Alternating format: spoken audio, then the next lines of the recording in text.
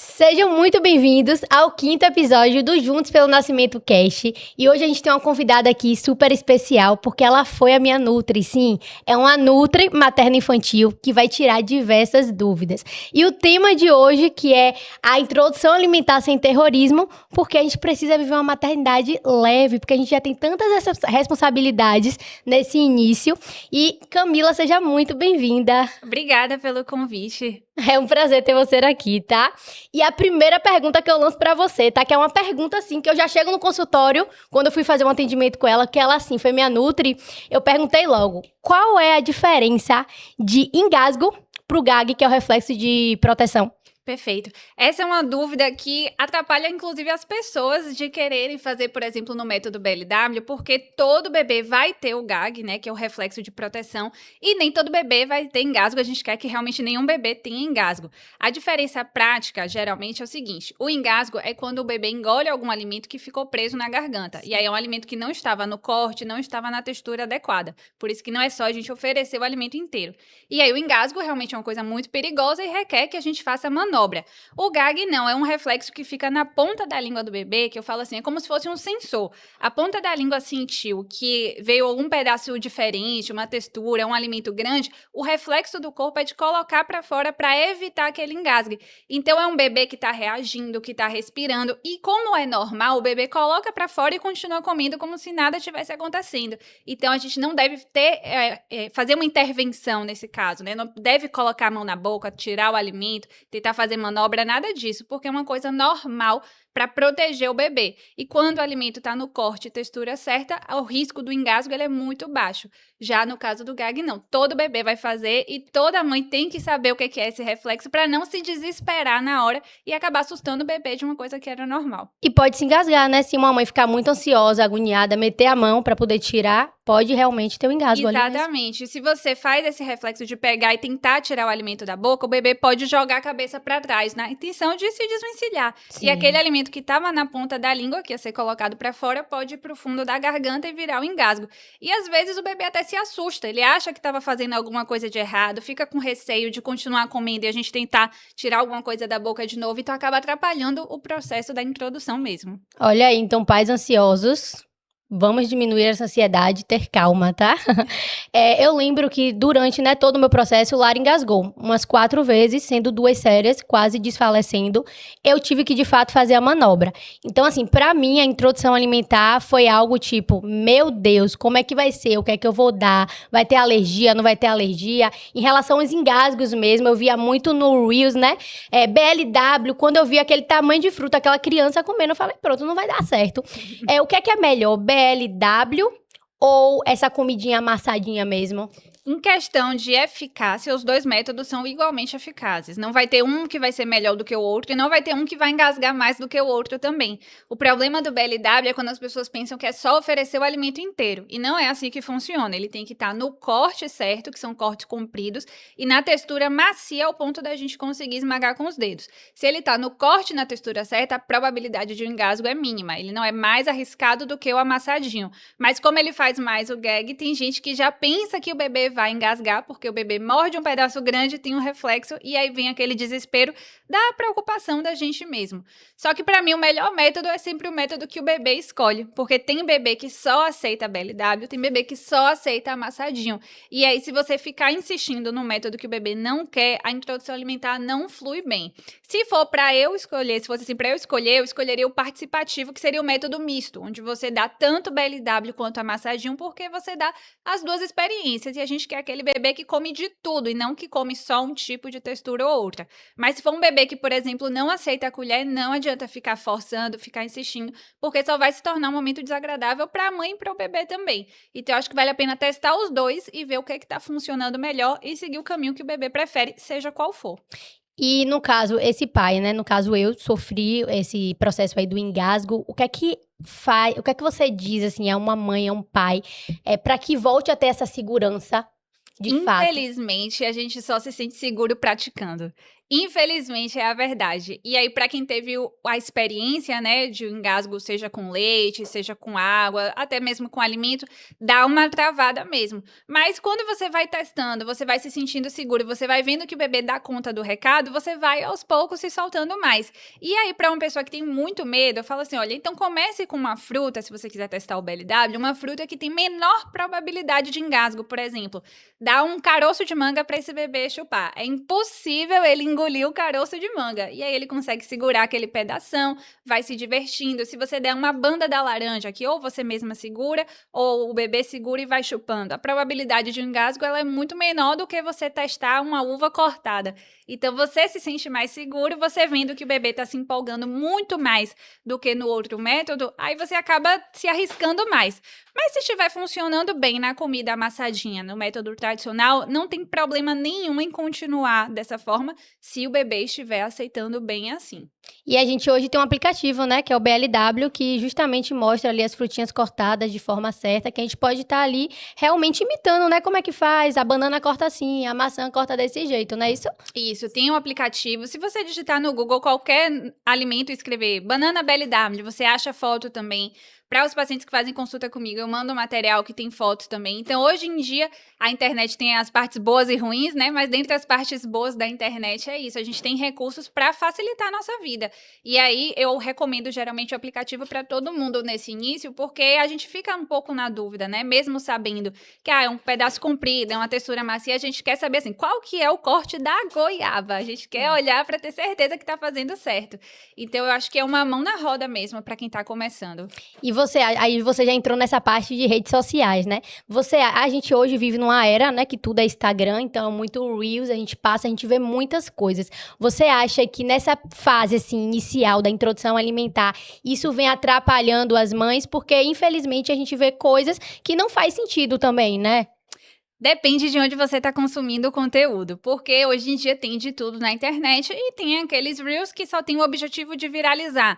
Então, coloca um gancho super polêmico, super atrativo. Hoje em dia o pessoal inventa método de introdução alimentar que não tem embasamento só com a intenção de atrair um público que eu diria até vulnerável, né? Que é uma mãe que quer fazer sempre o melhor para seu filho. Então, às vezes atrapalha mais do que ajuda, mas se você vai atrás do perfil de um profissional que está ali trazendo conteúdo com base em evidências, eu acho que ajuda muito, com certeza, porque você pega muito conteúdo de qualidade. Hoje em dia, eu já tô chegando assim num ciclo de pacientes no consultório que eles chegam para mim e falam o seguinte: eu resolvi marcar a consulta porque eu vi tanta coisa na internet que eu fiquei perdido sem saber o que era verdade ou não. Então, eu queria ouvir uma pessoa para me dizer como que eu tenho que fazer. Então, hoje em dia, eu acho que tem até atrapalhado um pouco mais do que ajudado, a depender de onde que tá vindo esse conteúdo. Eu me senti assim, viu? Por isso que eu procurei você. Mãe de primeira viagem, a gente fica desesperado. Eu que passei o engasgo, então, né?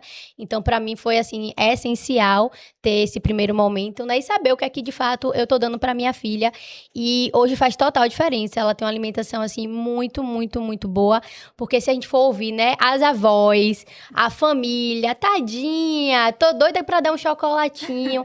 Mas a criança, de fato, ela não sabe sobre o que é esse alimento, né? Na verdade, é os pais que, de fato, oferecem. Então, assim, o que é que você diz para essa mãe que sofre isso, né? Em relação aos avós, a família tá, dê um pedacinho. Como é que a gente pode lidar com isso? Eu acho que isso acontece em praticamente todas as famílias, né? Só muda o endereço. Mas, na verdade, eu acho que você se sente mais segura quando você tem certeza do que você está fazendo. Sim. Então, eu estou buscando um acompanhamento, eu estou buscando fontes confiáveis. Então, eu sei que o que eu estou fazendo é o certo, eu sei que eu estou no caminho certo. É muito mais fácil você se sentir seguro, mesmo que as pessoas falem o que for, você sabe o que você está fazendo. Agora, quando você está inseguro, você só viu o Reels no Instagram, aí você está se comparando com o bebê de todo mundo. As coisas não estão saindo como você achava que deveria ser. E ainda vem os palpites para te dizer assim, não, tá dando errado porque você tá fazendo dessa forma. Se fosse como era na minha época, você estaria comendo mais. É muito fácil você se sentir insegura, você achar que o problema é você, porque infelizmente a mãe sempre acha que a culpa é dela, né? Então isso acaba mexendo muito com a gente quando a gente não sabe que está no caminho certo. E eu acho que você ter essa segurança faz muita diferença para você ter uma introdução alimentar mais leve. Mas claro que se a rede de apoio puder ajudar, é sempre melhor também, né? Sempre melhor, graças a Deus. Assim, minha mãe, ela ficou comigo um mês, mas assim, ela é muito quero aprender um novo. Porque ela me teve, e eu sou filha única, né? Então, ela me teve há 27 anos atrás. Então, tudo mudou, informações chegaram, os estudos chegaram. Isso fez total diferença. Mas eu atendo muitas pacientes também, e uma das coisas que a paciente fala é, eu falo, e aí, como é que você está? Ela, tô bem, mas ainda tenho que ficar ouvindo o palpite da minha mãe, da minha tia, da minha família, e acaba gerando um caos, porque já é tudo muito novo. Então, é bebê aprendendo a lidar com o mundo aqui externo. É mãe, pai lidando com o sono, né, que tá ali sem dormir.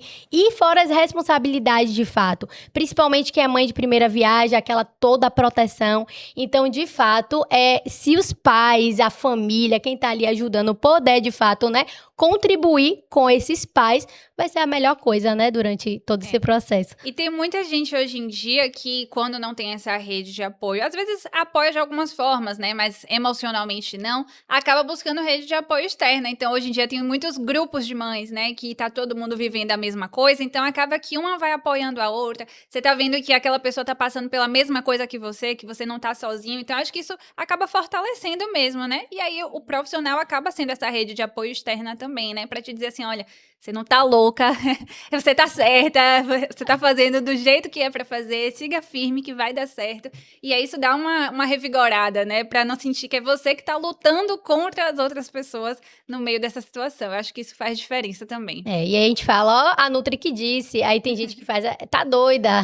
Não era assim na minha época, não sei pra que tá tentando agora, é pra ganhar dinheiro. Eu falo, pode botar a culpa em mim, pode dizer, não é porque minha nutricionista ela é muito exigente, por isso que eu não vou poder fazer do jeito que você quer. Pois é verdade, Mila. E agora eu quero saber, assim, quem é Camila na essência? Você sempre teve nessa área materno-infantil, passou por outras áreas? Como foi, o que fez você chegar, né, até aqui?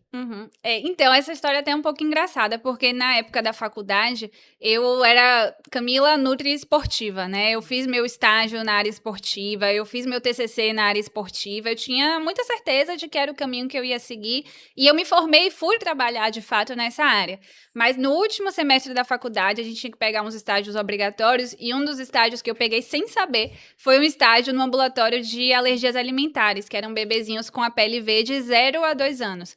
E aí eu chegava de manhã cedo e só tinha bebezinhos para atender e eu achava aquilo incrível, sendo que na matéria de materno-infantil nem foi, assim, aquela coisa que me encheu tanto os olhos. Mas a experiência na prática de trabalhar com bebês foi de fato o que me encantou e era justamente essa parte de orientação, de introdução alimentar, de reverter essa questão da cura, né, da PLV. E aí eu percebi, assim, que você poder fazer uma coisa que vai influenciar na vida toda daquela criança, né? Você, como você falou, os primeiros anos vão determinar o paladar dessa criança para o resto da vida, vai determinar a predisposição para doenças ou não para o resto da vida. E isso é muito poderoso, né? Você poder ajudar famílias, empoderar mães, poder ajudar a seguir esse caminho de uma alimentação que, querendo ou não, é uma forma muito melhor do que aconteceu com a gente, porque antigamente a gente não tinha acesso a essa informação, né? Muitos de nós fomos crianças seletivas, muitos ainda são adultos seletivos que lutam hoje em dia para aprender a comer saudável e você construir desde cedo uma alimentação saudável, que a criança vai botar ali brócolis no prato porque ela quer, não é porque a mãe tá obrigando, porque senão depois ela não vai brincar, ela não vai ganhar sobremesa. Eu acho que isso é muito poderoso. Então, realmente foi o que me encantou, foi o que encheu meus olhos. Eu ainda comecei atendendo na área esportiva, mas ficou aquela sementinha assim na cabeça de que o que eu gostava era a parte materno-infantil. E aí, quando eu decidi migrar, foi realmente o que me deixou realizada e aí nunca mais voltei atrás. Você já tem quanto tempo nessa área? Eu me formei em 2018, e aí, final de 2018, e aí comecei a atender nessa área esportiva. Quando eu migrei para materno-infantil foi 2020, então, bem na pandemia. Bem na pandemia. E aí já tem 6 anos. Ah, que legal. E Mila, você falou das alergias, né? Já puxando esse gancho aí, quais são os alimentos considerados alergênicos? E a gente fica com muito medo. Quando eu fui dar camarão a primeira vez, eu já tinha passado por você. E aí a minha sogra falou, vai dar camarão. Eu falei, vai dar camarão. E aí, Lara, graças a Deus, não desenvolveu. Mas tem criança que, de fato, desenvolve, né? O que é que... Me fale primeiro quais são esses alimentos. Essa do camarão é engraçada, porque tem uns reels que o pessoal faz assim, dando camarão na frente do hospital. Aí o pessoal já chega morrendo de medo. Ai, meu Deus, o camarão. E engraçado, porque eu nunca atendi nenhum bebê com alergia a camarão. Mas ele tá, de fato, na lista lista, né? São 10 alimentos mais alergênicos. De fruta, a gente tem o morango, abacaxi, kiwi e banana. De proteína, tem o ovo, o peixe e os frutos do mar, que aí seria o camarão. A gente tem o glúten, né? Que seria através do macarrão, normalmente, que a gente testa. Sim. As oleaginosas, como amendoim ou castanha. E o leite de vaca também está entre os mais alergênicos. E aí, a gente deve oferecer, de preferência, até os 9 meses, pelo menos uma vez, se possível, mais de uma vez, para como se fosse assim, desensibilizar o organismo naquele momento onde ele está desenvolvendo mais seus anticorpos. Então, tem menor probabilidade de alergia, se a gente oferece nesse período, do que se a gente fica deixando para dar o quanto mais tarde, melhor. Se perder os 9 meses, dá com 10, não tem problema, mas não fica tentando adiar o máximo possível, porque a probabilidade de alergia vai aumentando. O amendoim também é? O amendoim também, exatamente. E aí, geralmente, quando o bebê tem uma reação alérgica ainda na introdução alimentar, é mais comum que seja uma reação leve. Então, às vezes, fica com a manchinha vermelha ao redor da boca, umas plaquinhas vermelhas no corpo. Não é comum, na verdade, é muito raro um bebê em introdução alimentar de primeira ter uma reação grave, como, por exemplo, um edema de glote, que é o que eu acho que deixa as pessoas muito preocupadas. É uma reação muito rara de acontecer. Então, vale a pena aproveitar esse período, né? Já que reduz a possibilidade de alergia, vale a pena aproveitar, vale a pena testar. Só não deve oferecer mais do que um alergênico no mesmo dia, para não ter esse risco de confundir caso tenha alguma reação. Eu ia te perguntar isso, como é que ocorre essa introdução? Então, se a gente deu a fruta de manhã, a gente não dá mais nada que pode causar alergia àquele bebezinho, né? Isso, exatamente. E deu alergia, já entra com antialérgico, não é isso? Aí, a parte de antialérgica já é prescrição médica, né? Mas geralmente, se for reação leve, geralmente passa sozinho, sem nem precisar medicar. Essa da manchinha vermelha, que é o mais comum. Reações mais graves que poderiam acontecer seriam o vômito, aquele vômito de jato, ou algum tipo de edema, né? Então, um olho inchado, uma orelha inchada. E aí, nessas reações mais graves, o ideal é que você acabe medicando para não continuar acontecendo, não acabar piorando. E aí, no caso, por exemplo, de um vômito de jato, poderia ter uma desidratação. E no caso de um tipo de edema, poderia evoluir para um edema de glote, por exemplo. Aí, geralmente, vale mais a pena medicar, pelo menos nesses casos. Mas nos casos de reação leve, muitas vezes passa sozinho, sem nem precisar medicar. E aí, o que a gente faz é suspender aquele alimento por pelo menos 30 dias e depois testa de novo para confirmar se realmente é uma reação alérgica ou se foi uma outra coisa que causou aquele sintoma. Aí já entra o desespero da mãe, né? Ai, meu Deus, vou ter que dar se esse menino fechar a glote. Mas enfim, gente, faz parte do processo, a gente tá aqui realmente para aprender, né? E Mila, sobre o leite, até quando o leite é o principal fonte de alimento dessa criança? Pronto, sendo o leite materno ou fórmula infantil, são a base da alimentação até 1 ano de idade. O leite materno, ele pode ir até os 2 anos ou mais, enquanto for bom para a mãe e para o bebê, mas a base mesmo da alimentação é até 1 ano. Então, é justamente esse período que a gente tem para errar e acertar, né? Porque se o leite está sendo a base, se aquele bebê está comendo pouco, está brincando, que são coisas que fazem parte do processo de aprendizado, não tem problema, ele não vai perder peso, ele não vai desnutrir, ele não vai passar fome, porque o leite ainda vai ser a base. E aí é melhor que você aproveite esse momento que o leite é a base para ensinar, do que ficar naquele pensamento assim, tipo, eu vou bater tudo para ele comer mais e ficar tentando fazer coisas que você sabe que não é certa para ele comer mais, sempre pensando em quantidade. E aí, depois de 1 ano, quando ele não tiver mais o leite como base e for um bebê que não aprendeu a gostar dos sabores, a gente tem que lidar com uma seletividade sem ter a tranquilidade de que o leite está suprindo. Então, aí vem um nível de estresse muito maior. É muito melhor aproveitar agora para ensinar, para ele aprender a comer, que é o que é a introdução alimentar, é você ensinar o bebê a comer, não ele já nascer sabendo fazer uma coisa que ele nunca fez. E aí, você tendo essa tranquilidade de que o leite até 1 ano está suprindo as demandas básicas. E em relação à água e água de coco? Água de coco só a partir de 1 ano, suco só a partir de 2 anos, que muita gente pergunta também, né? É uma recomendação mais recente. Já a água, ela, desde o primeiro dia de introdução alimentar, e ela é livre demanda também. Pode, inclusive, oferecer durante a refeição ou no final da refeição, não tem problema. É geralmente um horário que eles aceitam bem. Pode oferecer do seu copo, se você estiver bebendo e quiser dar um pouquinho para o bebê. O importante é que ofereça várias vezes ao longo do dia, porque como ele está recebendo fibras através do alimento, essa água vai ajudar a ele conseguir fazer cocô todos os dias, que é o ideal para a introdução alimentar. Então, assim, em relação, né, ao suco, eu só posso dar a partir dos 2 anos. Essa recomendação tem quanto tempo?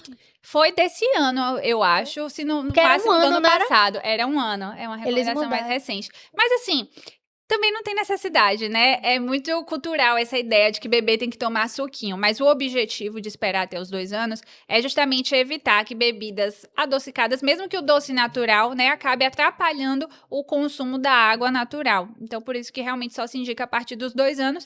Tem bebê que quando prova gosta depois dos 2 anos e tem bebê que, como não se acostumou a isso, quando ele prova ele nem liga, o que é um desespero da avó, né? Meu Deus, não pode dar um suco pro menino. Mas o ideal é que ele conheça a fruta, tenha contato com o alimento, com a textura, com a fibra.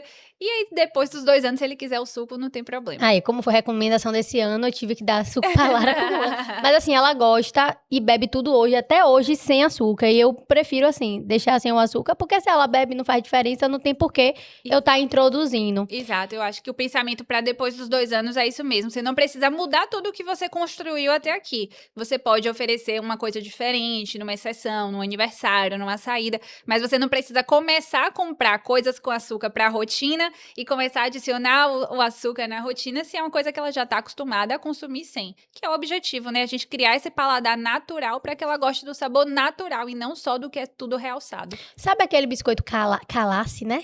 Não. É um de arroz, Sei. só que é calace o nome que chama, Sei. né? Aquilo pode dar pra criança de 2 anos? Se só for arroz nos ingredientes, ou tiver sal ou açúcar, geralmente o de arroz não tem uma composição arroz. ruim, não. Agora, se for aquele que é um mais amarelinho, que tem vários sabores, aí ele já tem uma lista de ingredientes mais artificial. A partir dos 2 anos, já pode quase tudo, na verdade, né? Mas é aquele senso, assim, de preferir o que for mais natural possível. Então, sempre olhar a lista de ingredientes, aquela que tem poucos nomes fáceis de ler, e deixar para que outras coisas sejam mais uma exceção mesmo. E o sal na comida da criança? O sal, a partir de 1 ano, ele pode ser oferecido. Ele deve ser oferecido a partir de 1 ano, na verdade. Mas o principal objetivo, além da demanda de sódio, que existe maior a partir de 1 ano, é para que o bebê ele possa comer a mesma comida da casa e você não precise ficar fazendo comida dobrada. Mas antes de 1 ano, a demanda do bebê já é suprida naturalmente só com a quantidade de sódio dos alimentos. Então, não tem necessidade da adição de sal, mas pode usar outros temperos naturais, tipo páprica, cúrcuma, pimenta do reino, cheiro verde, enfim, tudo que for natural pode ser utilizado. E é uma dúvida, na verdade, né? Porque o povo fica assim, será que eu posso realmente usar, né? Cominho pode? Pode todos os temperos naturais, só não que tiver sal ou glutamato, né? Sim. Que é um realçador de sabor na composição. Ou aqueles temperos, né? Caldo de carne, aqueles temperos prontos, assim, que não Sazon. podem. Exatamente. Que é cheio de sal aquilo. Nem presta pra gente, imagine pra criança. Eu acho que quase ninguém mais usa hoje em dia, mas eu sempre reforço, porque às vezes tem um outro que tem o hábito de usar, né? Esses não são indicados, não. E aí não precisa ser sem sabor, ela pode ser bem temperada. Mas, por outro lado, lembrar que o que é sem sabor pra gente pode ser cheio de sabor para esse bebê, porque o paladar do bebê não é igual ao nosso. Um bebê que tá acostumado a só tomar leite, que nunca comeu feijoada, moqueca, nunca comeu brigadeiro, ele não sabe o que é uma coisa com sal, sem sal, com açúcar, sem açúcar. E ele consegue apreciar, ele consegue gostar de vários sabores, até mesmo, por exemplo, de um sabor azedo ou sabor amargo, que às vezes a gente pensa assim, eu não vou dar porque ele não vai gostar. E o bebê tá ali amando quando tem o contato. Quer ver uma coisa que eu pequei? Assim, Lara come tudo que eu dei. É por isso que a base, gente, nesse início é importante a gente procurar um profissional de fato pra estar nos orientando. Tudo que eu fiz na base, ela come até hoje. Quer ver uma coisa que eu não fazia? Tomate cru. E aí, hoje ela come tomate, cebola, tempero, come porque a comida é bem temperada, mas ela só quer comer, tipo assim, na comida. Uhum. Ela não quer comer o cru, sabe? Tem a porque ela salada não teve essa... Eu não dava muito isso pra ela. Então, pra ela, o que ela gosta, assim, é brócolis, né? Tudo que eu dava antes, ela come até hoje. Então, é o futuro, né, dela, provavelmente aí, durante um bom tempo da vida. É, exatamente. O que ela aprendeu a gostar, provavelmente ela vai levar pro resto da vida. Coisas que ela não foi acostumada antes, ela pode aprender a gostar depois, porque chega uma idade, principalmente entre 1 a 2 anos, que eles querem imitar tudo que a gente tá fazendo. Então, às vezes, por ver que em casa todo mundo come, acaba se interessando por querer imitar. Se não, a gente tem que ir, às vezes, para um caminho mais lúdico mesmo, para que ela veja aquilo como algo interessante, como uma novidade, como uma coisa que ela vai explorar, e não como uma obrigação. Tipo, você tem que comer para ser saudável, que às vezes a criancinha muito pequena, ela não tem esse conhecimento do que é ser saudável ou não. Então, isso não é um estímulo que tá fazendo diferença para ela. Exatamente. E Lara, esses dias a gente foi comer uma banana com ovo. Aí ela, não quero. Aí comeu eu, a Alex, aí ela, banana com ovo, aí comeu. E aí eu lembrei exatamente disso que realmente você falou, né? Vamos lá, outra pergunta. Em relação ao bebezinho de 6 meses, tá? não vou dizer 6 meses, 5 meses ali, eu já vejo a mãe comprando um monte de coisa, muita coisa, várias colheres, vários pratos. Quando esse bebê ele está pronto de fato para começar uma introdução alimentar? A introdução alimentar só deve começar a partir dos 6 meses e mais os sinais de prontidão. Mesmo que antes dos 6 meses ele tenha todos os sinais, a gente deve esperar que tenha os 6 meses, que é o momento onde o corpo do bebê está pronto para receber os alimentos. Existem muitas coisas hoje em dia de enxoval, né, que são úteis, às vezes outras coisas que a gente compra e acaba nem usando tanto, né?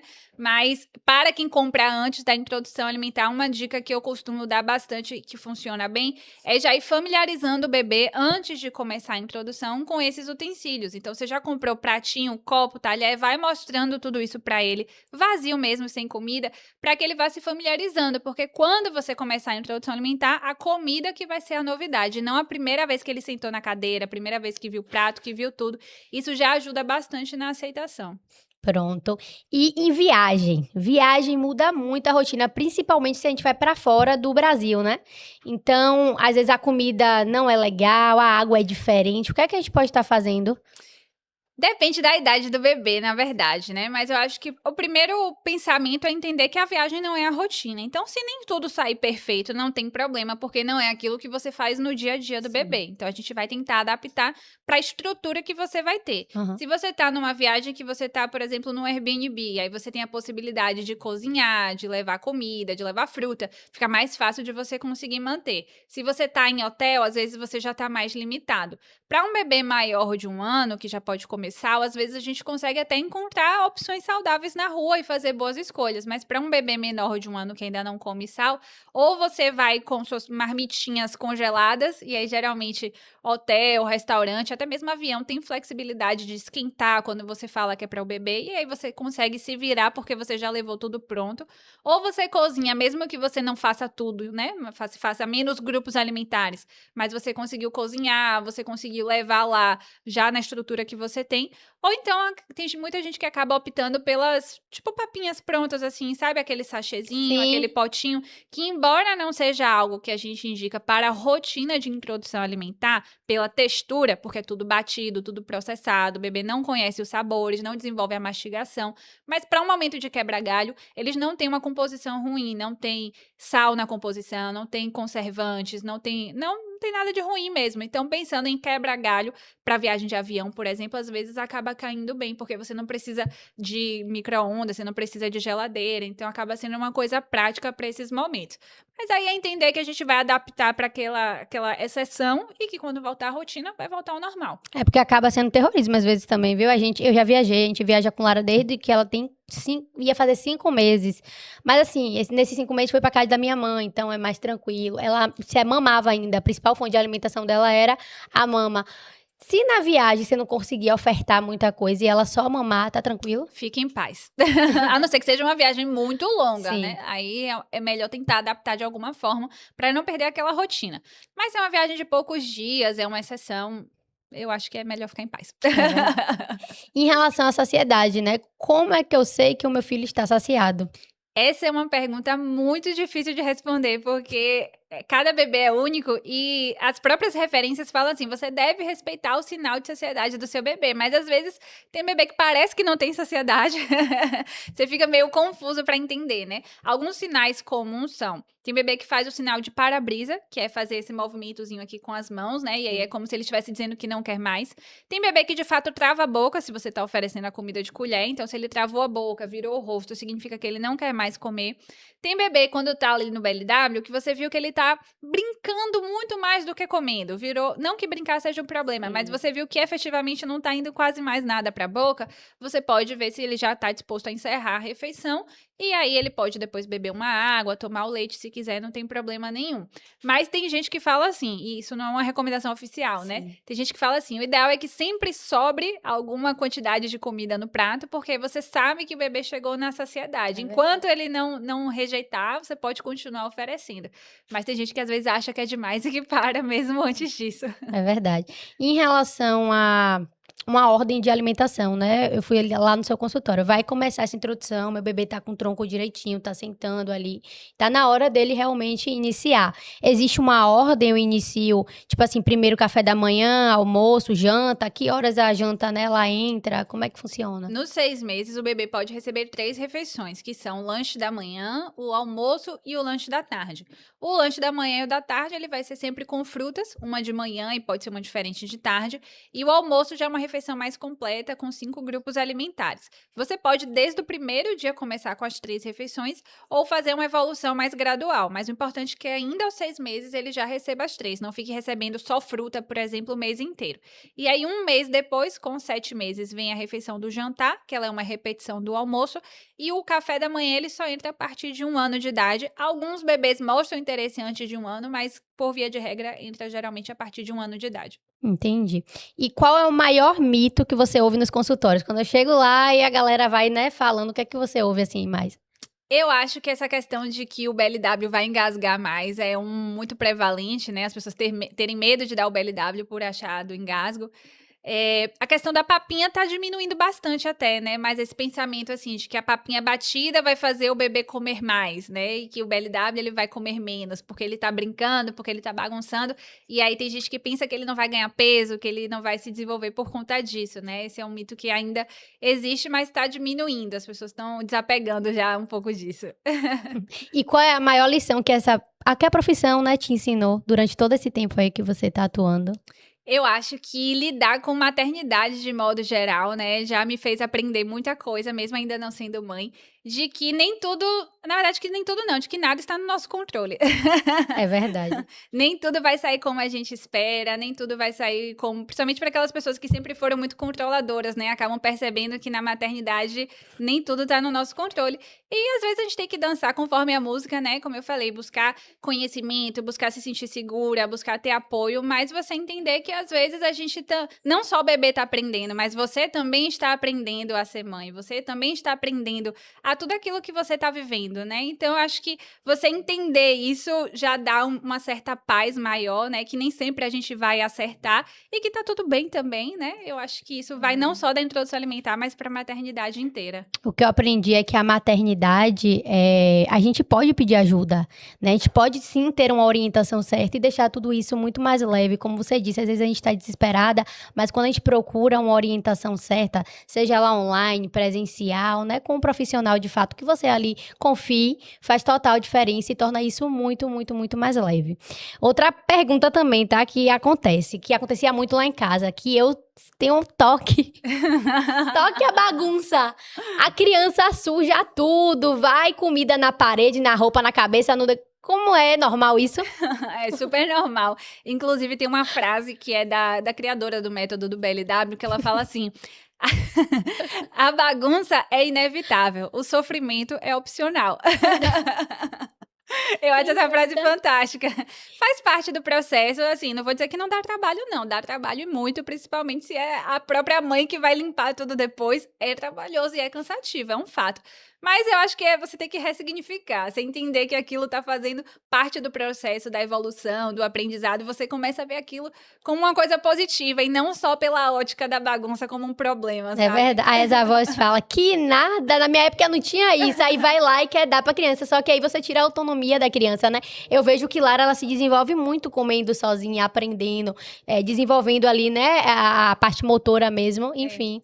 E pra criança, tudo que ela conseguiria fazer sozinha, mas que você faz por ela, você tá tirando a oportunidade dela aprender. É verdade. Então, realmente, como eu falei, não tem problema oferecer a comida amassadinha se é o que funciona melhor na casa, se o bebê tá aceitando, mas você precisa, ao longo dos meses, ir desenvolvendo a autonomia, você ir amassando cada vez menos para desenvolver a mastigação e não ficar naquele pensamento de papinha batida, que já não é mais recomendado, né? E fazer isso pro resto da vida, só porque é mais fácil pra gente, né? A gente também tem que entender que aquilo está influenciando no desenvolvimento do bebê. É verdade. E quando essa criança completa 2 anos, à tarde, a alimentação ainda à base é fruta? Pode ser fruta, se a fruta saciar, ela não tem problema nenhum. Se ela não fica mais saciada só com a fruta, aí a gente pode fazer uma proteína junto, ou fazer uma receitinha, tipo um bolinho, uma panqueca. Aí vai muito de cada criança, porque tem criança que só com a fruta ainda fica saciada e aí supre essa demanda em outras refeições. E criança pode tomar whey, essas coisas? Não! É que eu já vi, já, tá? Algumas aparecendo, né? Não sei se realmente estava comendo ou não, mas assim, só uma dúvida mesmo. Não, esse foi uma atualização que saiu esse ano da Sociedade Brasileira de Pediatria, contraindicando tanto o suplemento de whey quanto de creatina para crianças, porque estava rolando aí nas influenciadoras, oferecendo para seus filhos, né, na internet, enfim. E aí a Sociedade Brasileira de Pediatria teve que se manifestar. Não é recomendado, por quê? A dose, se a gente pensar numa dose inteira de proteína, né? Uma dose inteira de proteína para a criança é muito alta. E ela consegue tranquilamente suprir a demanda dela através da alimentação. Se a gente ajustasse a dose, né? E falar, não, então eu vou pegar aqui uma porção adequada para o tamanho dessa criança. Não teria problema. Mas, pensando na proteína, não teria problema porque o whey é uma proteína saudável.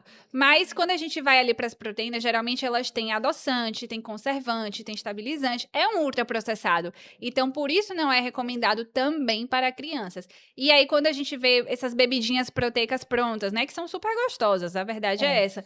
Tem criança que às vezes tem a curiosidade porque vê o pai tomando, vê a mãe tomando, mas aí vem para todas essas questões. A dose de proteína é muito alta, é um ultraprocessado, e para criança não é recomendado o uso constante de adoçantes. Então, apesar da gente pensar assim, é mais saudável oferecer um whey do que oferecer um achocolatado. Na verdade, não é para oferecer nenhum dos dois, porque a dose de proteína é alta, os dois são ultraprocessados e a gente não quer inserir esse hábito para a criança. Então, se fosse para oferecer, teria que ser um whey sem sabor e numa dose adequada para o peso daquela criança, mas geralmente não precisa porque ela supre naturalmente através dos alimentos. Dos alimentos. E eles, geralmente, né, se tem uma base boa, comem muito bem.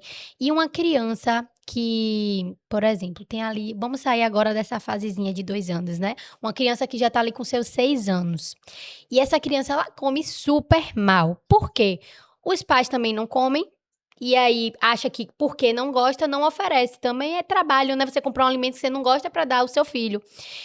Tem salvação? Essa criança, a gente consegue mudar o paladar dessa criança? Com certeza, com qualquer idade a gente consegue reverter. Eu, às vezes, até brinco que nessa idade é, entre aspas, mais fácil. Não é fácil, não, mas entre aspas, mais fácil, porque a criança, ela já entende. Então, você consegue conversar com ela, você consegue fazer os combinados com ela. E para uma criança de 6 anos, que já veio com um paladar restrito por muitos anos, ela precisa querer mudar. E aí, para isso, tem que ser interessante para ela. Se você só fala como a comida saudável sendo uma obrigação, sendo uma punição, ela não vai ter interesse de fazer. Se você só fala pra ela que é gostoso, pra ela também não vai mudar nada, porque ela não acha que é gostoso. Então, tem que ser estratégias mais lúdicas, ela tem que achar que aquilo é legal, tem que achar interessante.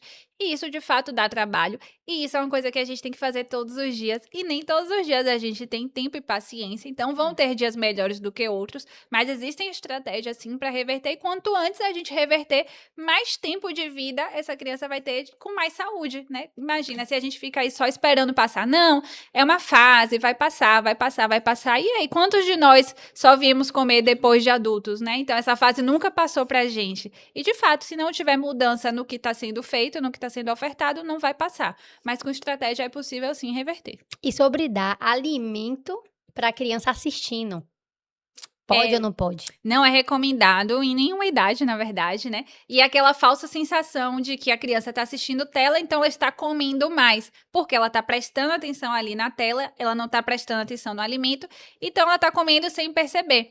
E aí, com isso, ela está suprindo a demanda nutricional, mas ela não está aprendendo a gostar daquele alimento. Então, você não está resolvendo um problema de uma seletividade, por exemplo. E a criança que está comendo assistindo tela, ela não aprende a identificar quando ela já está saciada. Então, às vezes, é uma criança que tem dificuldade depois de ter essa noção de fome e saciedade e que continua sendo seletiva, porque se não tiver a tela, ela não vai comer. Então, além de não ser recomendado, de trazer prejuízo, não resolve o problema que seria o da recusa. É verdade, as mães, né, têm essa falsa sensação, realmente, não quer comer. Aí o bebê faz assim, não quero. Aí você pega, bota na tela e vai lá. E ele não vai saber, né, de fato falar, eu tô cheio, se for um bebê ainda que não fala, ou enfim, vai ali. Às vezes é aquele desespero de fazer a criança comer de qualquer jeito, mas aí você não tá aproveitando justamente o momento que deveria ser de ensinar. É verdade, tudo é um ensinamento, né, tudo é a base, tudo é que você constrói. Construir dar trabalho, né? E hoje a gente tá numa geração muito acelerada, é tudo muito rápido, é tudo muito... Até que agora tá com umas modas boas, né? De corrida, de saúde. Então, eu tô vendo a galera, assim, hoje nessa nossa era, né? Mesmo que seja pelo corpo perfeito, se movimentando e cuidando, assim, da saúde. Que bom, né? A gente foi tanto para os excessos que agora tá tendo um caminho reverso, né? A exposição, por exemplo, nas redes sociais, né? Foi tanta exposição que hoje em dia as pessoas estão cada vez querendo ser mais low profile, cada vez querendo menos aparecer. Isso tá refletindo em várias coisas. E a questão da alimentação, a gente também já tem esse reflexo, né? Tanto o reflexo positivo quanto o reflexo negativo. Então, a gente já vê crianças que tiveram uma boa introdução alimentar tendo uma infância onde elas comem saudável, onde elas gostam de comer saudável. Então, a gente já vê esse resultado. E a gente já viu o contrário também. A criança que não teve uma boa introdução alimentar, não teve uma boa construção, levando essa seletividade por anos. Então, se nesses 2 anos a gente está tendo a oportunidade de formar o paladar e tudo que essa criança, que esse bebê vai comer, depende exclusivamente da gente, será que não vale a pena ter um trabalho agora que vai refletir para o resto da vida, ao invés de economizar esforços, entre aspas, agora, e depois ter que trabalhar contra isso o resto da vida, né? Tanto com a recusa, como às vezes com maior predisposição mesmo para doenças. Então, na minha opinião, é uma conta que é fácil de fazer, vale a pena realmente a gente ter esses primeiros anos mais saudáveis, porque depois vai ficando muito mais fácil. E é difícil também, viu? Quando já tá ali pré-adolescente, nossa, não quero comer, não vou comer.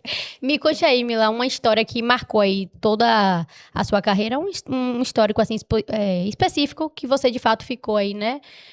Fez uma marcação aí na sua vida. Olha, uma que me marcou muito foi justamente uma que me fez querer ser materno-infantil, né? Que foi na época que eu tava atendendo lá, ainda na nutrição esportiva. E aí eu fui atender uma paciente, a consultora pra mãe. E aí ela levou os filhos, porque não tinha com quem deixar, e levou. E, enfim, não tinha problema nenhum isso. E aí, na consulta, eu fui perguntando para os filhos o que eles comiam, o que eles gostavam, e sempre usando essas estratégias mais lúdicas, embora eu ainda não trabalhasse como materna infantil.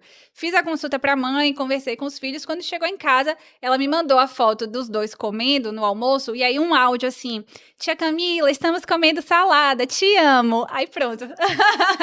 Ganhou seu coração. Qual é o paciente esportivo que me disse que me amava?